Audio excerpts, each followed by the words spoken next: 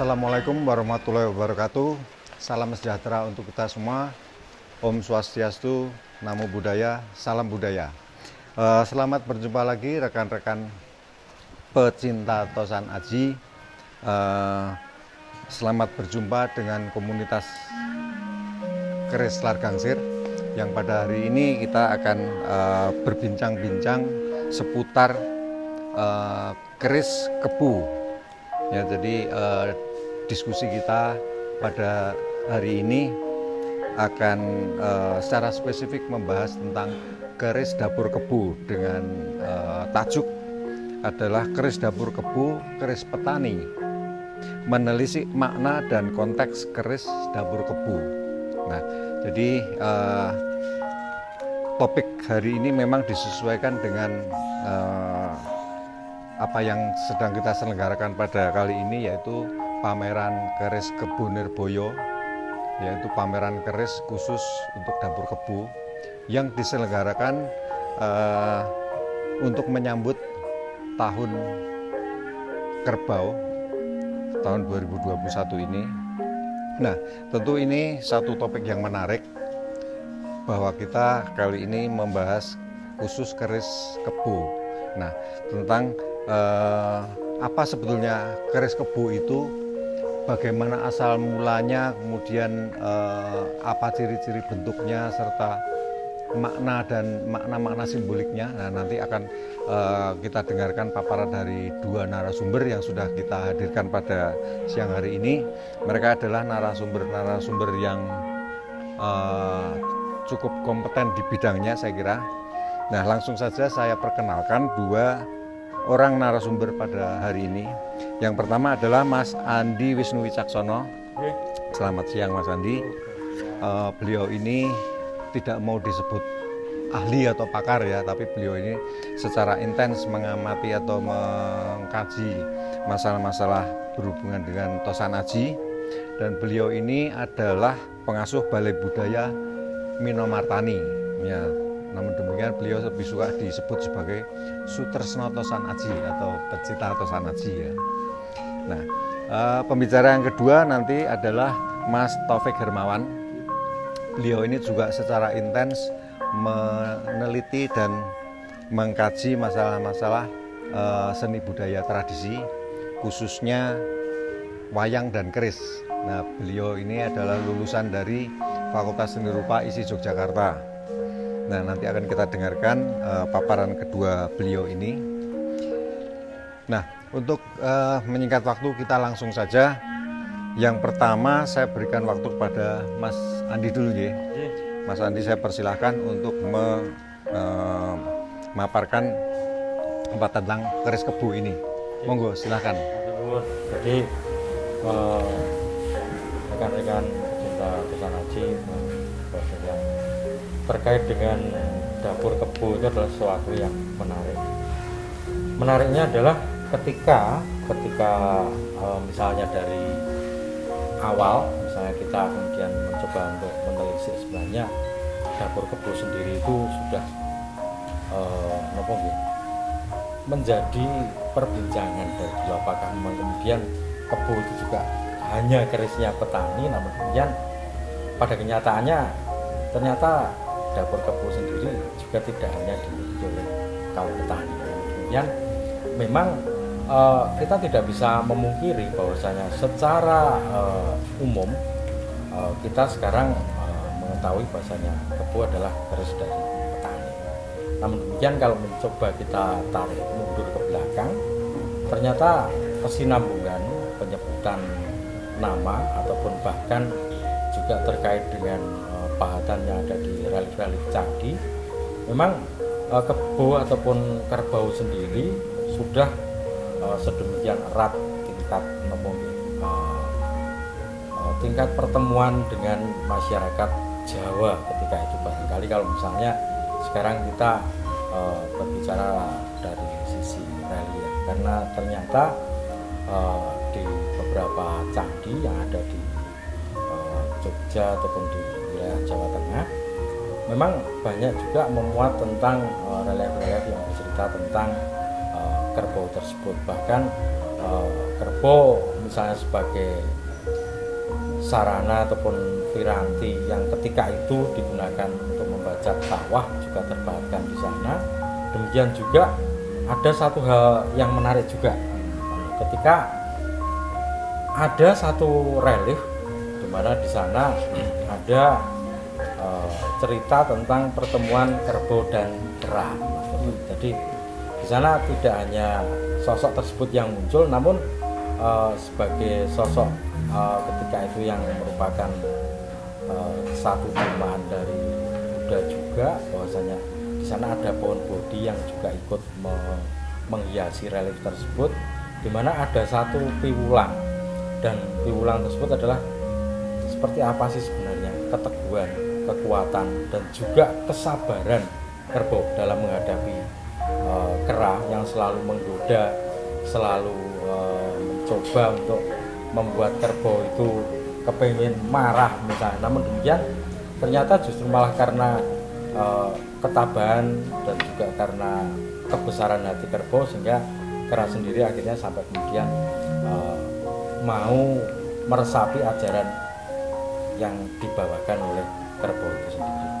Dari sisi lain, bahwasanya secara mitologi Hindu juga terdapat cerita bagaimana kemudian ketika itu Durga itu sempat mengalahkan raksasa Mahishasura, dan itu diabadikan dalam sebuah pahatan arca Durga Mahishasura Mardini, di mana ketika tersebut Mahishasura yang merupakan seorang raksasa Asura itu kemudian ketika berhasil memporak-porandakan kayangan, ternyata dengan sakti dari Durga yang membawa kelengkapan beragam senjata dari para dewa, ternyata juga berhasil ditaklukkan.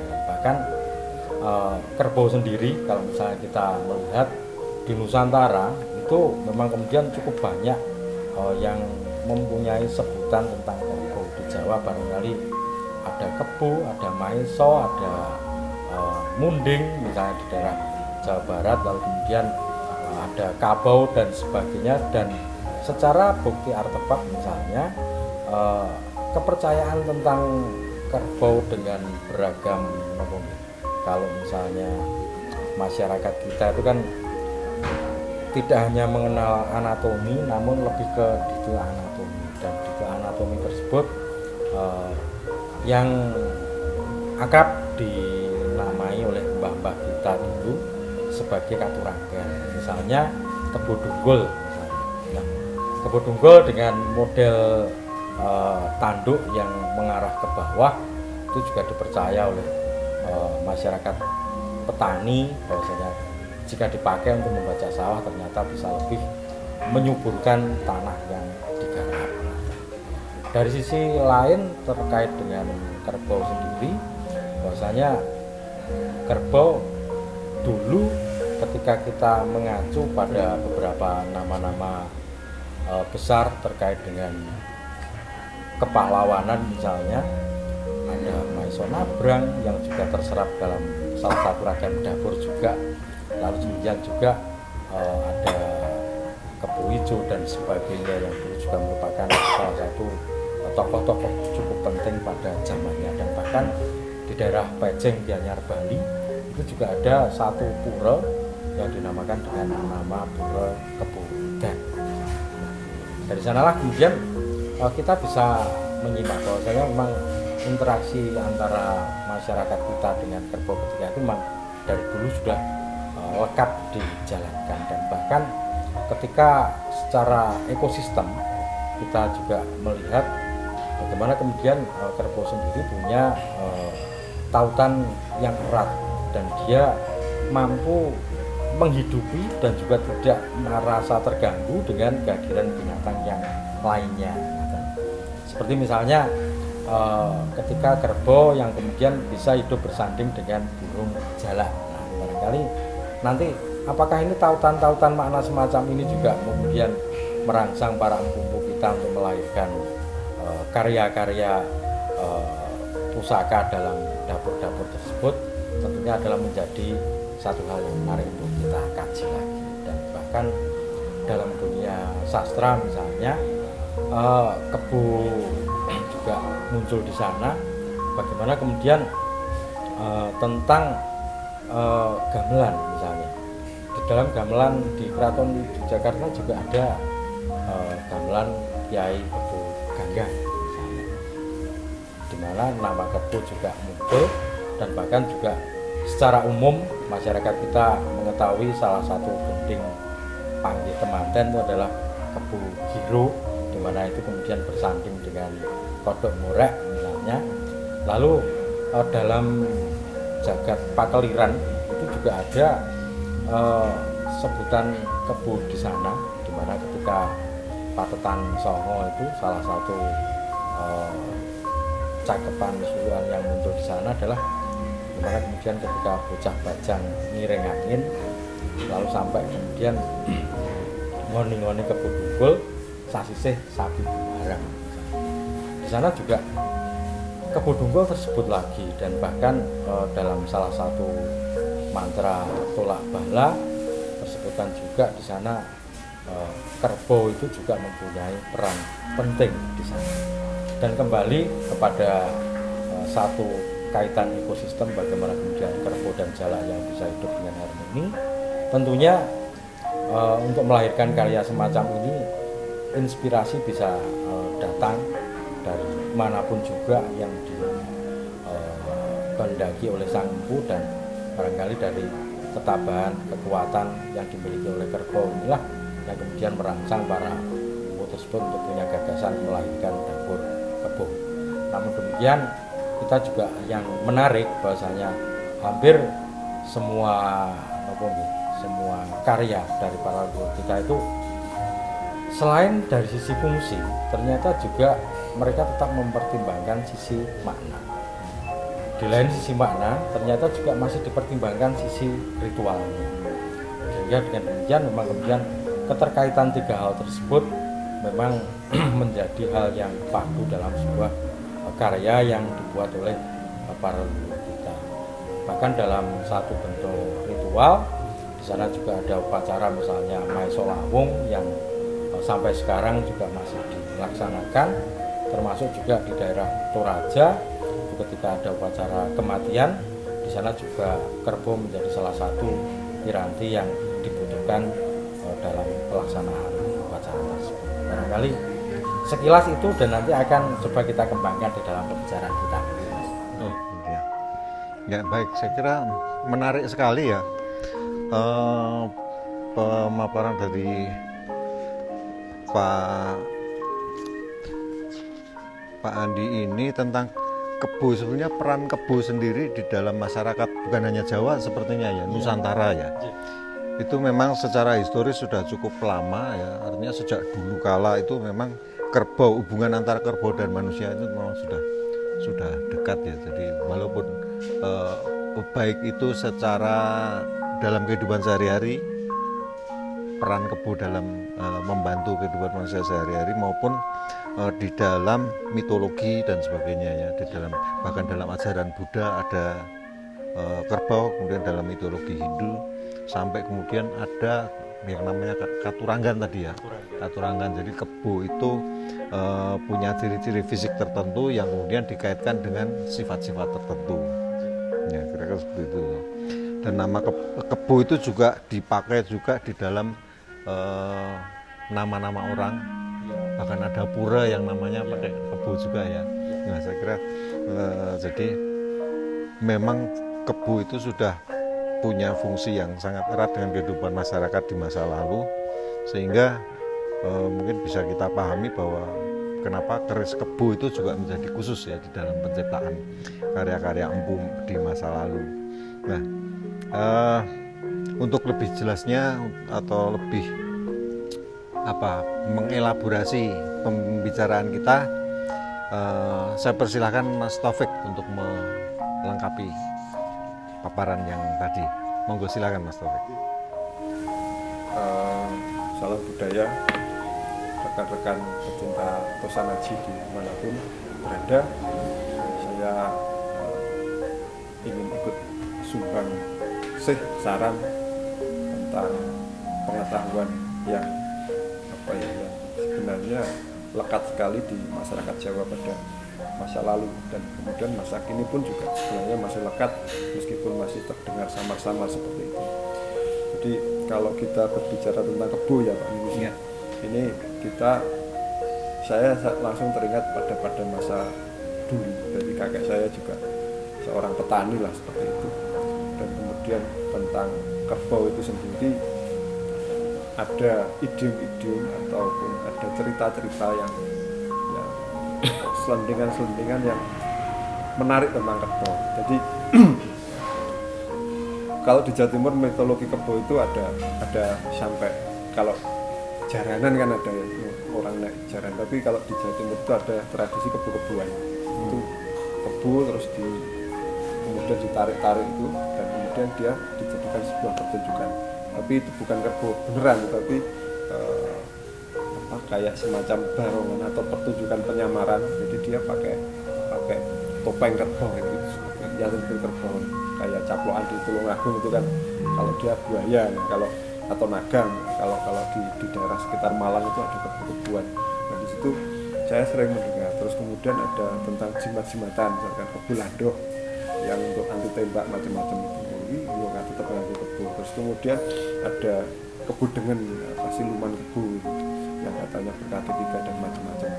Jadi terus tentang kebu itu sendiri sebenarnya secara bawah sadar masyarakat itu masih mengingat mitologi itu.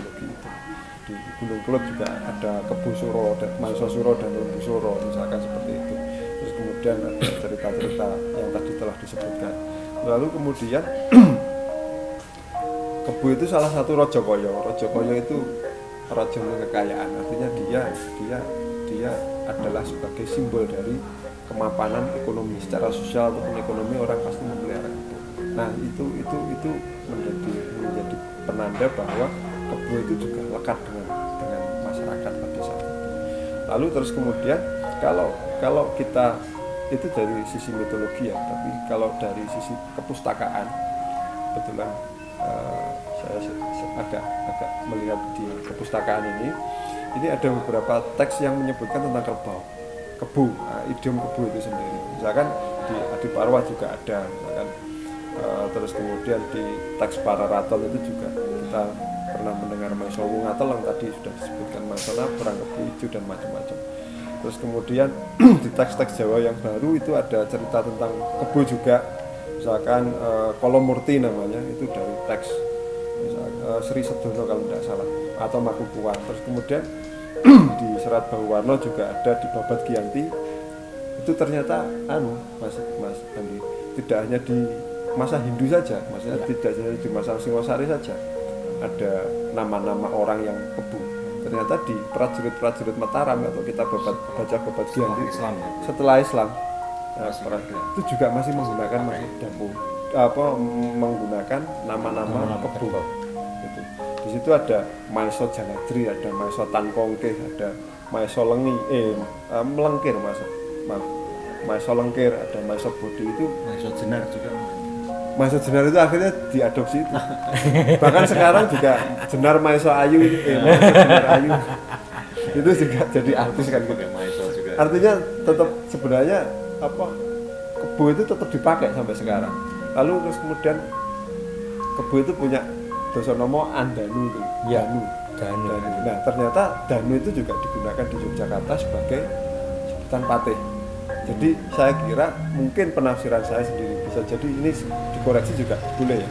Jadi kebu itu saya kira adalah nama abiseka, bisa jadi seperti itu. Artinya nama yang disematkan untuk sebuah penghormatan atau jabatan tertentu. Nah seperti itu. Terus kemudian kebu dalam olah bahasa itu ada, tadi kita harus membaca konsep Dosonomo, ada nama yang banyak sekali sehingga satu objek itu punya digambarkan jamak, maknanya ada banyak, sebutannya itu ada banyak seperti itu. Terus kemudian tadi sudah disebutkan di beberapa tembang, ada Maiso Liwung, ada Maiso Langit, kebu Giro tadi juga sudah ada, Maiso Kurdo Lantaran. Terus kemudian di Kabusanan itu di wayang itu ada kebu Menggah, terus bangsa tadi Maiso Ganggeng, terus kemudian ada kapustakan yang menggunakan idiom-idiom kerbau, misalkan di Serat Serikang Rongron ada Maison Danu, ada Maison Lempuh, itu adalah sebuah dampar, dinamakan itu. Terus kemudian Maeso Kamalo itu juga ada, ternyata Maeso Kamalo itu adalah nama sebuah meriam kalau tidak salah. Nah itu seperti itu. Jadi kebu ini sejak zaman Hindu Buddha hingga zaman Mataram sekarang ini atau zaman modern ini masih lekat di masyarakat. Nah, terus kemudian tentang keris dapur kebu sendiri, ini saya kira menarik karena dapur kebu itu khasnya itu dia dapat dicirikan memiliki gandrik yang panjang, yang beda dengan secara fisik secara fisik seperti itu. Nah ini menjadi penanda-penanda. Nah ketika kita baca serat-serat dari Wirapustaka misalkan seperti itu, ternyata ada sekitar 34 dapur yang menggunakan kebu tadi seperti itu. Tapi tadi ada pertanyaan, apakah setiap gandrik yang tinggi itu pasti kebu? Nah itu nanti akan kita bahas selanjutnya. Terus kemudian nah ini yang menarik, ada beberapa literatur yang menyatakan sebenarnya kapan tahu sejarah asal usul keris kebu ya, gitu kan.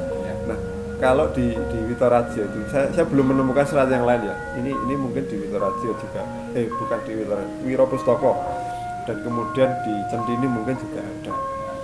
Itu dapur kebu itu diceritakan menurut literatur itu sejak masa Prabu Dastarastra di Hastinat. Nah ini kita bisa itu mitos atau memang sejarah kan seperti itu, karena di Jawa ini yang kita sering bingung itu adalah mitos yang dianggap sejarah atau sejarah yang dianggap mitos kan gitu. Padahal sebenarnya fungsi mitos itu sendiri kan menyederhanakan sejarah kan seperti itu. Nah ini tentang asal usul dapur kebu itu sendiri ada di Serat Wirapustaka itu ada, di Babat Ibu itu ada. Terus kemudian mungkin di Centini juga ada, bahwa di Prabu Dastarastra itulah yang menciptakan dapur keris kebu itu sekitar tahun 700-an apa seperti itu. Nanti bisa dilihat. Nah terus kemudian varian-varian tadi sudah saya sebutkan, ada sekitar 34 dapur kebu tadi, nanti kita akan bahas. Lalu selanjutnya sebenarnya bagaimana sih kita membaca ini kan ada kadang-kadang ada silang sengkarut ya, karena ada objek, terus kemudian ada penamaan, dan kemudian bagaimana kita bisa sambung atau bisa tidak kebingungan memahami segala objek Jawa misalkan seperti itu. Oleh karena itu yang saya tawarkan di sini adalah kembali ke asal arti nama atau harafiahnya seperti apa. Nah, karena di Jawa itu kalau kita sering idiom-idiom Jawa itu kan ditulis dalam bahasa aksara Jawa. Aksara Jawa itu yang jelas tidak punya spasi. Kemudian harus sangat benar-benar paham tentang idiom-idiom, kata-kata, arti-arti seperti itu. Misalkan kebu teki atau kebu teki. Kalau teki dia pakai taling ya kalau tidak salah. Kalau teki dia pakai pepet. Nah ini ternyata di Babat Empu itu ada kebu teki. Artinya teki itu mengacu pada rumput.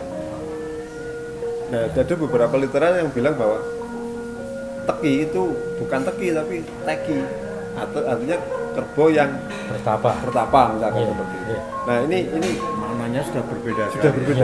Oleh karena itu kalau kita ingin membaca objek, kita harus tahu arti harafiahnya dulu seperti apa. Kira-kira ono literaturnya tidak gitu. Nah dilalah ada ya kita bisa memasukkan itu. Tapi kalau memang dilalah, karena bahasa tutur itu lebih banyak yang terekam daripada bahasa yang tertulis. Ini cara menafsirkan segala macam simbol atau makna tadi. Nah itu. Jadi ini kalau orang Jawa kan koyo otak adik gaduk. Tetapi sebenarnya itu ada prinsipnya, sehingga tidak asal otak-atik Gatot, tapi ini ada benang merahnya.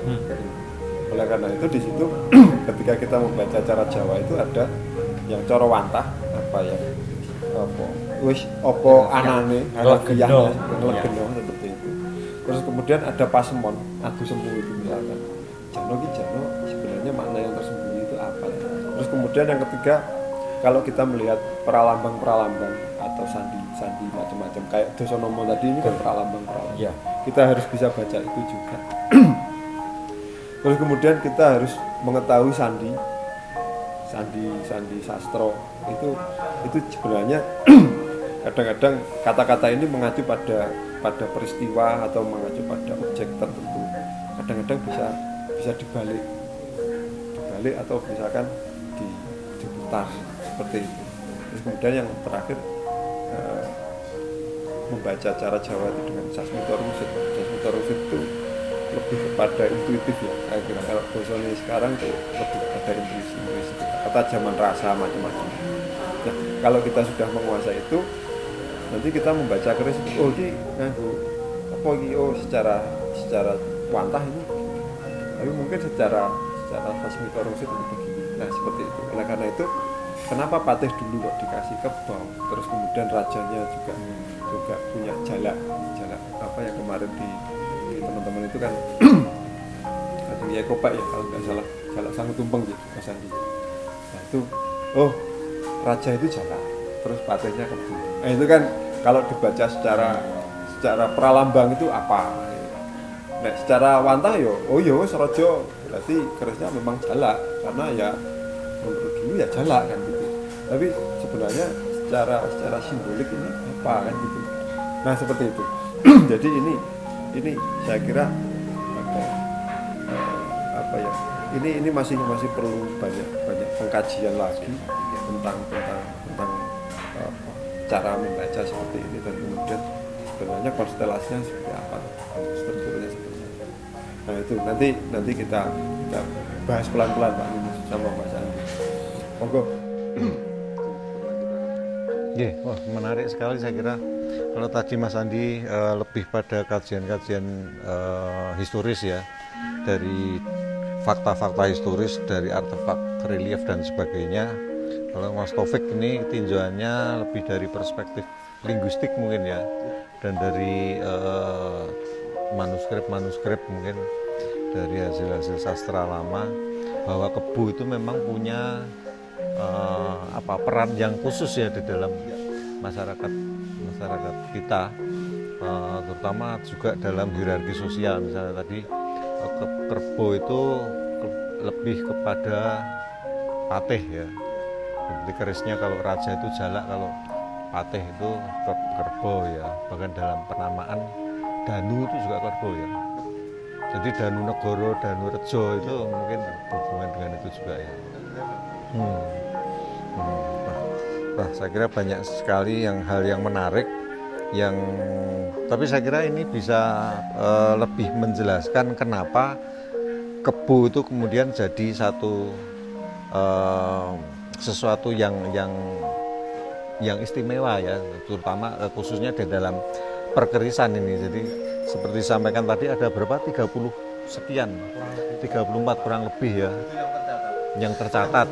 Nah, ada 34 varian yang termasuk dapur kebu. Jadi ini saya kira cukup spesial di dalam perkerisan, bahwa ada segitu banyak, tapi kita bisa paham bahwa memang kebu itu punya peran yang cukup besar ya di dalam struktur masyarakat. Nah, mungkin untuk lebih mempertajam dan memperjelas lagi, karena memang mungkin banyak di antara para pecinta atau sanaji yang boleh dikata masih belum banyak pemahamannya mengenai keris ini. Mungkin nanti ada juga perlu dijelaskan hal-hal yang mendasar mengenai keris kebu ini juga ya.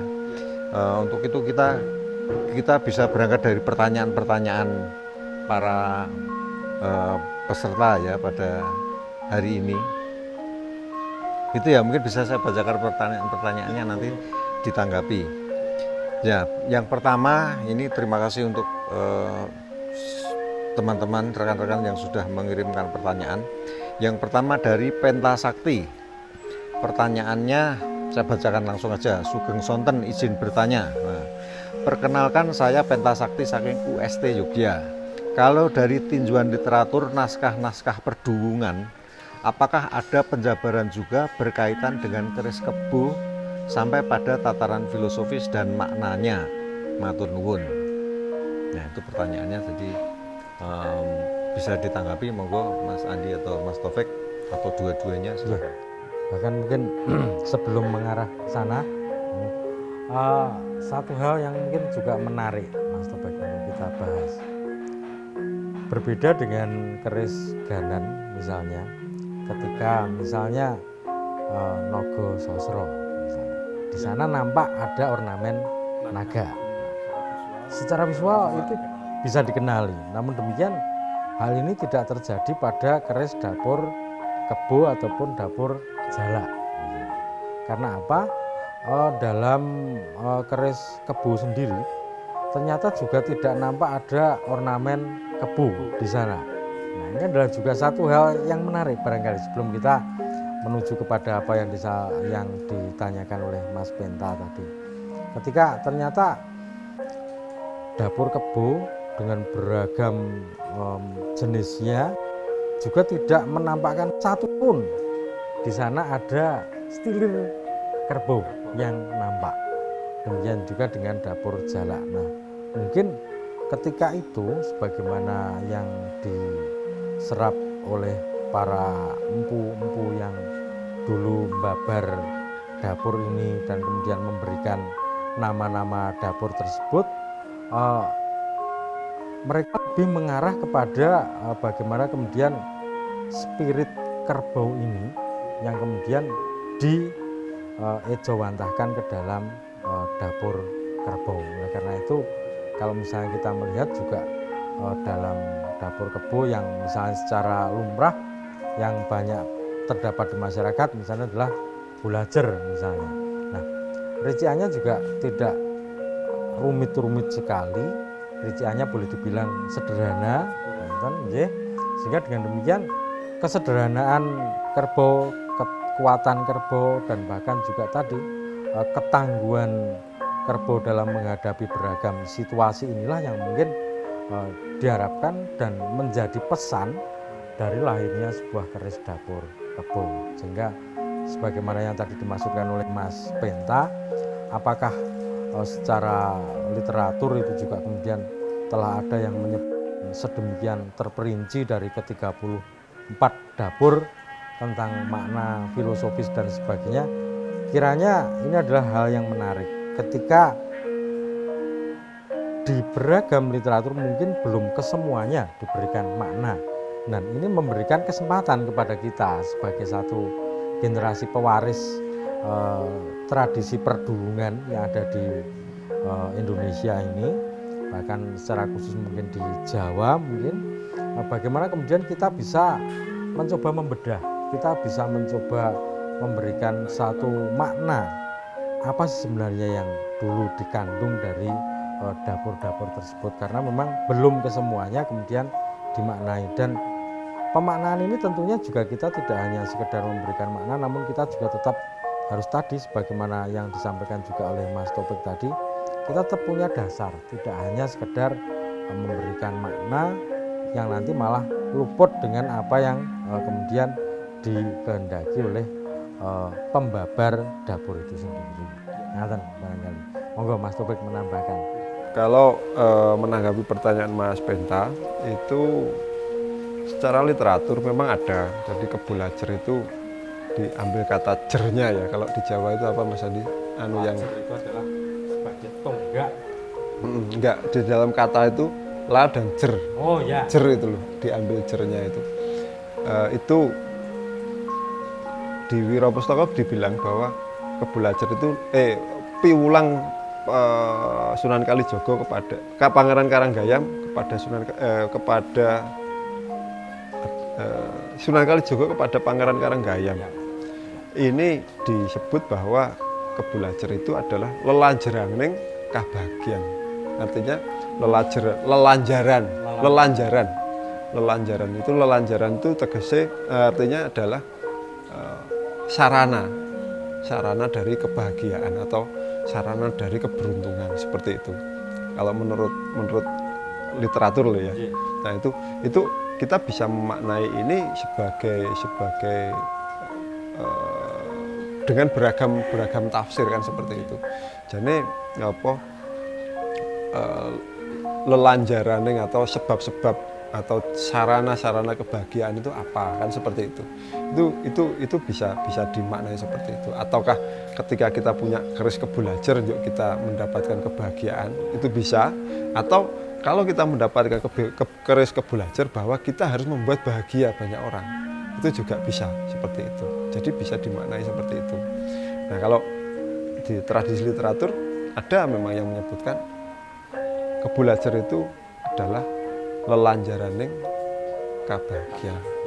Nah itu keberuntungan seperti itu ada. Tetapi tadi seperti Mas Andi juga sampaikan bahwa ini perlu reinterpretasi saya kira, supaya kalau ada banyak tafsir itu kita akan menjadi kaya, karena bisa macam-macam gitu loh, bisa bermakna macam-macam. Nah ini saya kira nantinya kalaupun ada perbedaan tafsir itu tidak akhirnya saling mencari kebenaran yang mutlak, tapi kebenaran bersama seperti itu. Saya kira itu, Mas Dimas. Ya. Oke, terima kasih Mas Taufik dan Mas Andi. Ke pertanyaan selanjutnya itu pertanyaan ini dari Pak Bagus Pradana. Yang disampaikan adalah kemarin Gusti Prabu sanjang keris dapur kebo Purboniat yang menjadi keris dinas pepatih dalem. Mohon penjelasan lanjutannya. Saya kira ini secara sepintas tadi sudah disampaikan, tapi mungkin bisa dijelaskan lagi ya. Ini saya juga dengar dari Gusti Yudhaningrat ya. Ini kemarin juga menyinggung soal keris Purboniat ini. Ya, monggo kalau. Dan mungkin sebelumnya perlu diperjelas banyak yang dimaksudkan oleh Mas Bagus itu mungkin sebenarnya adalah Gusti Yudhaningrat. Karena kan tadi pertanyaannya adalah Gusti Prabu.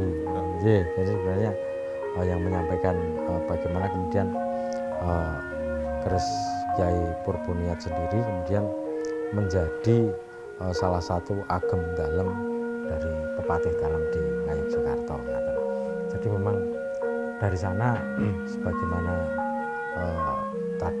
di depan tadi juga sudah kita sampaikan, kerbau sendiri adalah merupakan binatang yang bisa kalau secara kita ambil secara spirit, dia bisa hidup di rawa-rawa, bisa bahkan hidup di daratan juga bisa, bahkan sampai kemudian hidup di dataran yang boleh dibilang agak tandus pun kerbau juga masih bisa beradaptasi di sana. Sehingga dengan demikian memang kemudian konsep soh yang dimiliki oleh kerbau inilah yang memungkinkan untuk kemudian menjadikan kerbau ini sebagai satu sarana yang mampu momong dan juga momot itu tadi. Ya, jadi patih itu diharapkan punya sifat-sifat positif ini ya, yang ada pada kerbau itu ya. Ya, gitu. Berlanjut lagi ke pertanyaan dari Bapak Pambudi Sulistyo, yaitu ciri tanda atau rupa visual dari dapur kebo itu seperti apa ya. Nah ini saya kira menarik, ini juga untuk mungkin rekan-rekan pecinta tosan aji yang belum begitu paham mungkin tentang sebetulnya kebo itu kayak apa sih yang namanya keris kebo. Monggo silakan Mas Andi dan Mas Taufik. Mungkin mumpung ada contoh. Nah, jadi memang kemudian secara umum dapur kebo menika dikatakan keris yang bergandik tinggi itu kemudian disampaikan sebagai satu dapur kebo. Namun demikian juga ada beberapa perkecualian, misalnya seperti dapur Pinarak itu juga bergandik tinggi, namun demikian juga tidak disebut sebagai kebo. Demikian juga dengan dapur Duung. Nah, Monggo ini mungkin Mas Topik yang tadi menata hafal. Nah, ini tinggi belum tentu kebu. kebu, nggih. Nah, mungkin Itu buka satu-satu. secara perbandingan nanti bisa kita lihat. Nah, nggih. Salah satu ciri dari garis kebu adalah bergandik tinggi ya, mungkin perlu ditunjukkan gandik yang mana seperti apa, Nggih. gandik tinggi seperti apa, Perbandingannya dengan gandik-gandik yang lain. Nggih. Nah, mungkin tadi yang kita bahas secara umum yang banyak tersebar di masyarakat adalah dapur semacam ini. Ini yang namanya kebu lajer. Nah, jadi cukup sederhana rinciannya. Lah, yang tadi kita sampaikan kenapa kemudian kok gandik tinggi hampir secara umum dikatakan kerbau, namun tidak semuanya bisa dikatakan sebagai dapur kebu. Berarti yang pertama adalah perbedaan antara kerbau dengan keris secara umum, nun sewu. Barangkali ini bisa kita sejajarkan. Kalau misalnya kita bandingkan seperti ini, nggih. Nah, misalnya seperti ini, nggih. Nah, ini kalau misalnya kita perbandingkan, yang satu gandiknya tidak Gandik itu yang mana Mas? gandik menika. Nah, menika. Jadi yang di sini gandiknya tidak panjang, yang di sini gandiknya lebih panjang. Dan secara umum memang kemudian keris bergandik panjang itu kemudian yang dikatakan sebagai keris dapur kebu. Namun demikian sebagai satu perbandingan juga, nah ini yang menarik. Kita juga di sini ada nopo dapur pinarak. Nah, ini sama-sama bergandik tinggi, namun demikian secara penamaan ini adalah bukan termasuk ragam keris kerbau, karena secara penamaan pinarak mempunyai spesifikasi yang berbeda dengan kebu, di mana untuk pinarak sendiri ada belumbangan, ada sogokan di depan, dan juga di tengah terdapat odo-odo dan juga dingil di bagian belakang. Nah, ini kalau misalnya kita perbandingkan semacam ini, sehingga dengan demikian kita bisa mengetahui bahwa memang secara umum bergandik tinggi itu bisa disebut sebagai kebu, namun demikian tidak semua yang bergandik tinggi itu adalah keris kebu. Dan sebagai satu bentuk ragam menomo keris kebu, nah, varian yang lain dari kebu, ini juga ada satu keris kebu. Ini kalau tiang tadi yang kemarin itu lurus kebu lajer, yang ini lok 3. Ini maiso nabrang, Mas. Maiso nabrang dengan ada tambahan rincian greneng dan juga sekar kacang yang di bagian depan. Di atas gandik itu ada sekar kacang. Demikian juga ada varian kebu yang juga nun sewu sama-sama lurus, namun demikian dengan pola gandik yang lebih tinggi dan posisi sekar kacang hampir mendekati di tengah bilah. sekar kacangnya.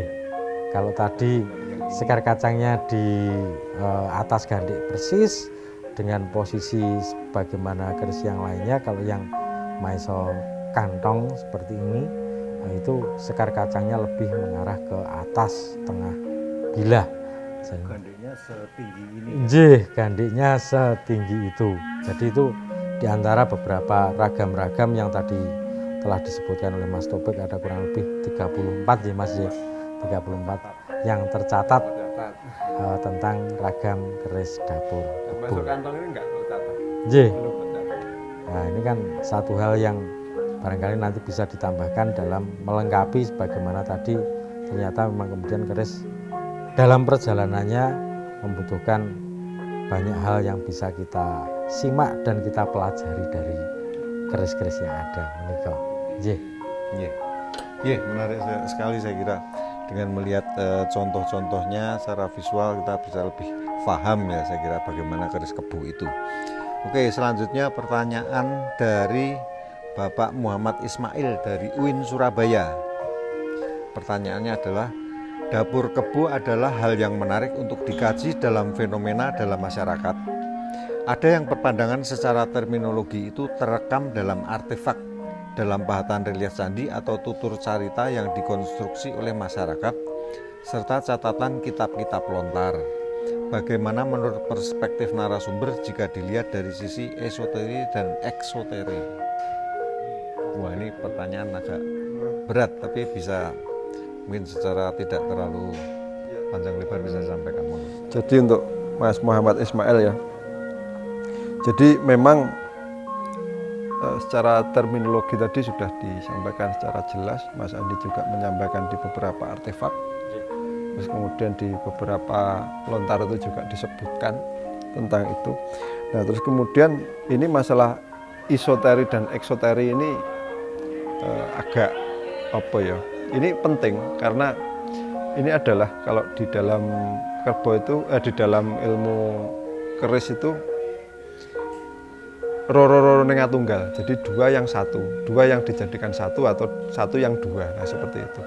Isoteri dan eksoteri ini tidak bisa dipisahkan seperti itu. Oke lah, terus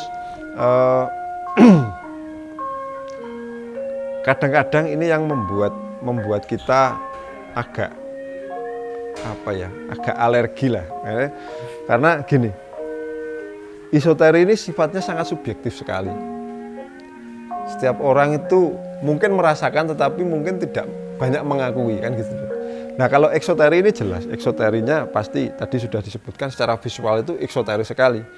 Terus pamornya pasti dilalah, keris kebo itu banyak-banyaknya pamor yang ngekul buntet misalkan seperti ini, atau pusar bumi ya, atau batu lapak misalkan seperti itu.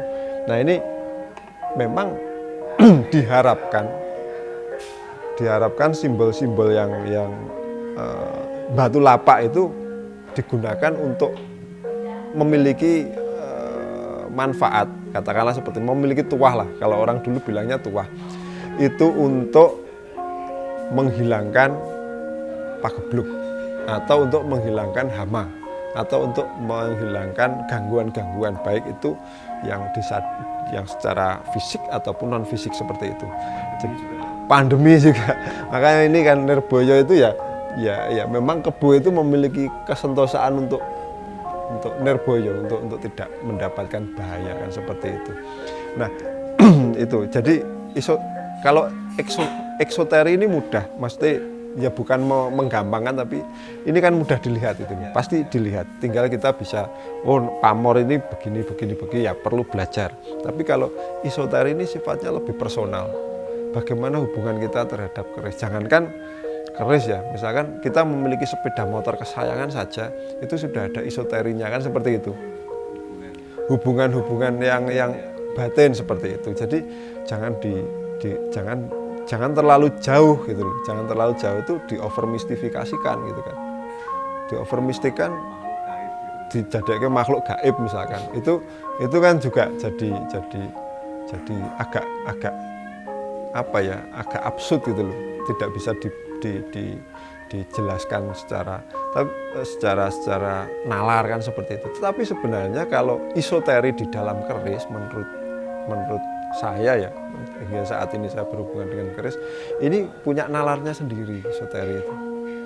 Jadi kalau kita membaca keris sebagai teknologi, ini kan keris ini memiliki medan elektromagnet, medan magnet, dan dia pasti mempengaruhi sirkulasi darah, pasti mempengaruhi detak jantung dan macam-macam. Nah, ini yang sebenarnya energi-energi, kumpulan-kumpulan energi yang bisa dimanfaatkan. Oleh karena itu, kalau menurut Noyo Wirongko, keris itu duweni doyo, ning ora duwe kuwasa kan seperti itu. Kuwasa itu tetap ora duwe kuwasa. Kuwasa itu tetap di tangan Tuhan. Meskipun kita punya keris ampuh, tapi kalau tidak direstui oleh Tuhan, ya tetap sama saja kan seperti itu. Misalkan gue nerang udan dilalah tetap udan itu duwe daya memang, tapi ya sebenarnya tidak punya kuasa kan seperti itu. Nah, ini yang paling penting. Dan kemudian kalau kita memahami nalar ini, maka kita tidak akan terjebak pada dalam tanda kutip yang sering diomongkan orang-orang itu nanti musyrik, yuk nyajeni keris itu gimana kan seperti itu. Kemarin saya sempat nonton Pak Salim Billah itu juga juga menyatakan seperti itu gitu. Bagaimana bisa? Nah, ini harus ada benang merahnya kan gitu. Sajen itu bukan untuk mangani keris, tapi ini doa. Kita berdoa, orang Jawa berdoa itu disimbolkan dengan sajen tadi itu kan gitu. Sama kita berdoa dengan Tuhan, kepada Tuhan disimbolkan dengan keris juga bisa kan gitu. Wong rasa kita di landepe padha kaya rasa kita itu landep tajamnya seperti tajamnya mata keris misalkan seperti itu. Itu juga bisa. Nah, ini harus dibaca secara secara simultan itu loh. Tidak bisa unjuk apa gunanya sajen. Sajen itu doa. Tidak untuk makan keris, wong sajen tetap dimakan oleh yang nyajeni kan seperti itu. Kalau kita buat tumpeng ya yang makan ya kita kan gitu. Nggak mungkin demit mangan apa dikatakan yonine njuk mangan sajen itu ya ini ada ada pergeseran nilai, pergeseran makna, sehingga generasi-generasi kita, generasi kakek kita itu bahkan mungkin juga nggak tahu karena pada saat itu setelah kalah perang Diponegoro itu Mas Andi, ini kolonialisme itu sangat kuat untuk mencerabut akar budaya kita, sehingga kita nggak tahu lagi. Akhirnya juga keris dimusyrikkan tadi, terus keris diketoki, tidak ada penghormatan sama sekali, Pak. Karena ya ini akibat dari penjajahan, ya, kesalahan penjajahan. Nah ini yang sebenarnya penting untuk kita ketahui bersama, kan? Mas Adi monggo. Ya, dan mungkin satu hal yang menarik bahasanya, ketika menciptakan satu karya, ternyata leluhur kita dulu itu tidak hanya sekedar sampai ke batasan fungsi.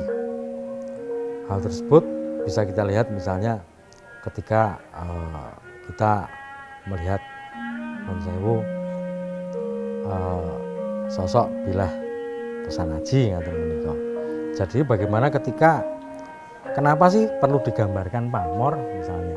Karena kan secara fungsi kan toh juga pamor tidak mempengaruhi fungsi keris.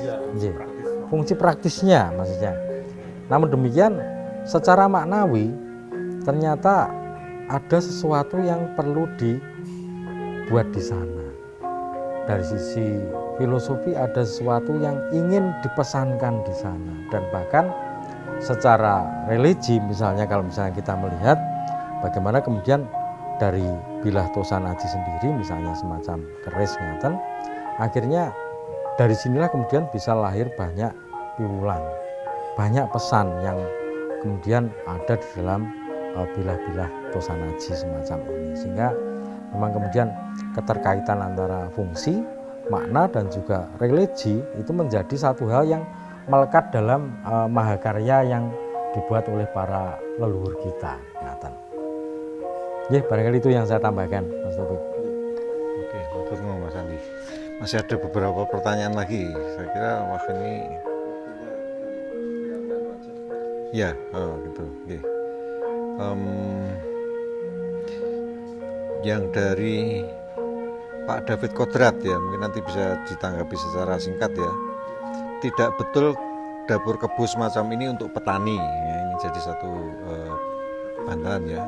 Ya sudah disinggung juga ya. Merupakan salah satu bentuk keris tertua ciptaan Empu Lantan Pai di Babar di Gua Sangat, sekarang disebut Gua Langse di Yogyakarta. Ini saya kira satu cerita legenda yang cukup populer ya mengenai asal mula dari keris kebu ciptaan Empu Lantan Pai ini. Nanti mungkin bisa disampaikan sedikit juga. Terus kemudian dari Nanda Arya Wijaya, ini dari Malang ya, izin bertanya, untuk dari bentuk fisik keris dapur kebu cukup banyak variasi. Nah, secara fungsi atau tuah apakah berbeda? Itu juga saya kira tadi sudah secara panjang lebar disampaikan ya. Kemudian dari Pak Lono Wahyu, punten dalam sewu, saya tidak memiliki referensi khusus untuk menjawab pertanyaan dasar, apakah dapur kebu dirancang bangun untuk para petani.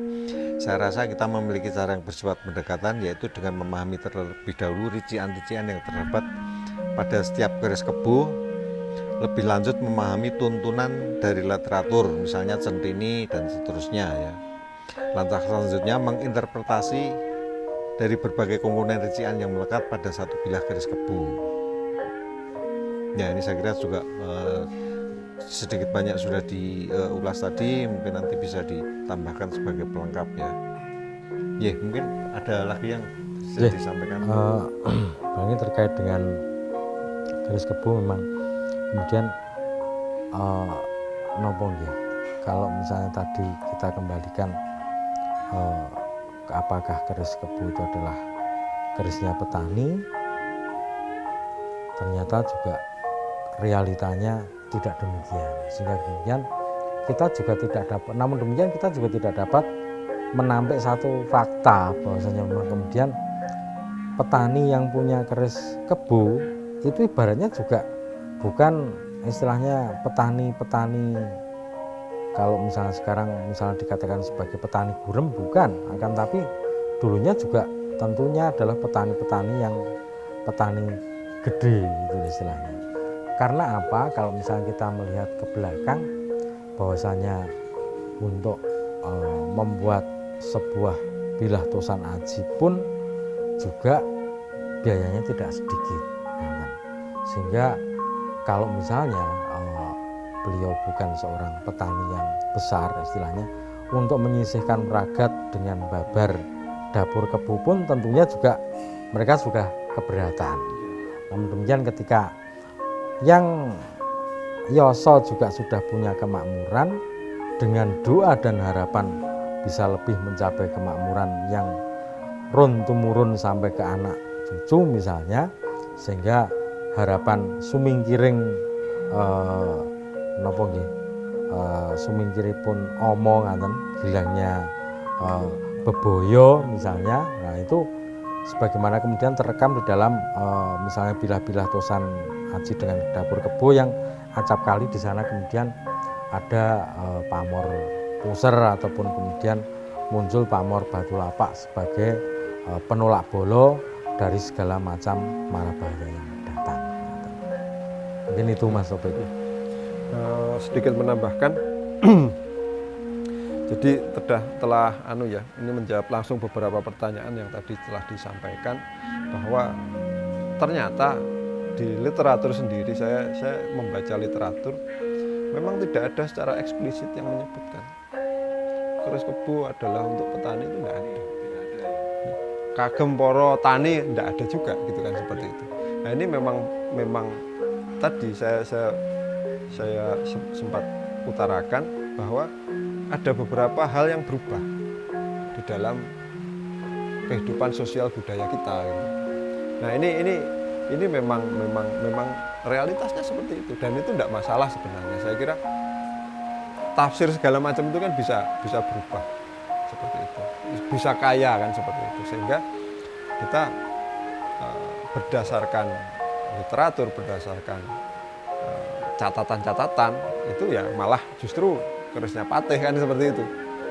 Tapi memang realitasnya di masyarakat, petani-petani besar, petani-petani sugih yang dulu memiliki tanah-tanah besar itu, ya memang dia memiliki keris kebo untuk amot supaya dia bisa memelihara tanah yang sebegitu besarnya seperti itu. Terus kemudian yang tadi ini bentuk fisik kebo yang macam-macam ini tentu saja juga mengandung makna-makna yang berbeda ya. Saya kira tuah itu bisa dikatakan makna juga bisa, terus kemudian dia bisa dikatakan simbol harapan, cita-cita, seperti itu juga bisa. Tentunya pasti akan berbeda. Mungkin di lain kesempatan bisa kita akan bahas lagi. Dan kemudian saya sedikit membaca di tanggapannya Pak Sindung yang kemarin belum sempat kita sampaikan, bahwa artefak sebagai teks yang dijelaskan dengan konteks, semua bisa memahami, paling tidak memaklumi. Nah, bisa prinsip ini dipegang, maka perdebatan-perdebatan yang tidak perlu itu bisa digunakan sebagai hal yang kaya. Dan mungkin satu hal yang menarik, Mas Sobat. Jadi ketika bagaimana kemudian perubahan mana ini terjadi. Nah, ini tidak hanya kemudian sekedar berubah, tapi tentunya ada satu keadaan, ada satu kondisi yang kemudian membuat adanya perubahan tersebut. Dan ini juga menjadi menjadi satu topik bahasan sendiri yang menarik. Kenapa sih kemudian muncul stigma perubahan ini misalnya. Nah, tentunya di kesempatan yang lain barangkali oleh narasumber yang lain bisa dikaji dengan lebih mendalam. Pergeseran ini sebenarnya mulainya periode kapan dan kemudian kenapa ini bisa terjadi. Nah, itu adalah satu hal yang menarik juga. Ya. Wah, ini ternyata memang sangat kompleks ya permasalahan dorangka dari keris dapur kebo saja banyak hal yang bisa kita perbincangkan. Namun demikian saya kira untuk kali ini kita cukupkan ya, cukup menarik, banyak hal yang sudah kita dapatkan, masuk tadi dari Romo Sindung Cahyadi tadi saya kira satu statement yang bagus ya. Jadi bahwa dari perbincangan tadi saya melihat bahwa keris kebo ini juga seperti halnya dapur-dapur keris yang lain, itu pada intinya merupakan visualisasi dari harapan ya. Visualisasi simbolik dari harapan-harapan yang kemudian oleh para leluhur kita diwujudkan dalam visual dalam berbagai macam bentuk keris kebo ini. Saya kira begitu untuk perbincangan hari ini. Matur nuwun Mas Andi, matur nuwun Mas Taufik. Demikian rekan-rekan pecinta Tosan Aji, diskusi kita pada siang hari ini. Terima kasih telah mengikuti. Sampai ketemu lagi di lain kesempatan. Wassalamualaikum warahmatullahi wabarakatuh. Om Santi Santi Santi Om. Salam budaya.